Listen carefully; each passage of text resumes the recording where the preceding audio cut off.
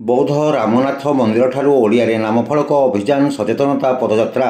जोगदेले जिलापाल शुक्रवार सकाल 7 घंटा समय बौद्ध सहर रामनाथ मंदिर ठारू ओडिया पक्ष पालन अवसर में ओडियारे नामफलक अभियान सचेतनता पदयात्रा शुभारंभ होता। जिलापाल सुब्रत कुमार पंडा मुख्य अतिथि भाव में जोगदे नड़िया भांगी और पताका देखाई सचेतनता रथ और पदयात्रार शुभारंभ कर निजे पदयात्रा सामिल होते। जिला श्रम विभाग और जिला प्रशासन पक्षर विभिन्न दुकान बजार और व्यावसायिक प्रतिष्ठान मानक ओडिया दुकान फलक लिखापी सचेतनता सृष्टि करा। कार्यक्रम को भारप्राप्त जिला श्रम अधिकारी कन्याकुमारी साहू और जिला सूचना और लोकसंपर्क अधिकारी रीताकांति बलियार सिंह संयोजना करथिबा बेले अतिरिक्त जिलापाल अनिरुद्ध प्रधान, जिला परिषद मुख्य उन्नयन अधिकारी प्रभाष चंद्र दंसना, उपजिलापाल प्रवीण कुमार बाणुआ, समवाय समिति समूहर उपनिबंधक हाड़ीबंधु महाखोड़, नियंत्रित बजार कमिटी संपादक भास्कर चंद्र पाणिग्राही और विभिन्न विद्यालय छात्र छात्री, शिक्षक शिक्षयित्री और जनसाधारण उपस्थित रही पदयात्रा सामिल हो सहर परिक्रमा करथिले।